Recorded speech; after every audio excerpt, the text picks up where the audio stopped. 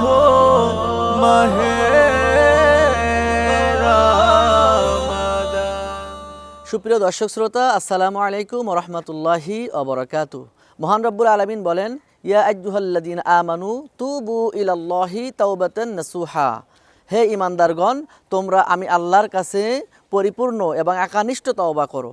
সম্মানিত দর্শক শ্রোতা, এই আয়াত আমাদের শিক্ষা দেয় যে আমাদের জীবনের যত পাপ আছে, যত গুনাহ আছে, আমরা একমাত্র আল্লাহর কাছে যদি আমাদের নিজেদের গুনাহের কথা স্মরণ করে আমাদের জীবনের সব গুনার ক্ষেত্রে আল্লাহর কাছে তওবা করার মতো যদি আমরা তওবা করি, আল্লাহ পাক অবশ্যই আমাদের জীবনের গুনাহগুলো মাফ করে দিবেন। সুতরাং এই পবিত্র মাহে রমজান হচ্ছে তওবা করার একটা মহা সুযোগের মাস। এই মাসে আমরা বেশি বেশি মহান রব্বুল আলামিনের কাছে তাওবা এবং ইস্তিগফার করার মাধ্যমে আমাদের জীবনের গুনাহগুলো মাপ চাইব।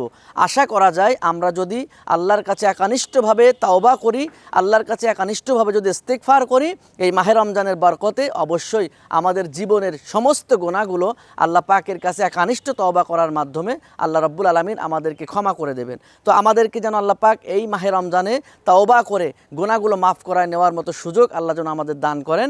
আমা তৌফিক ইল্লা বিল্লাহ। मुबारक हो माहे रमदान।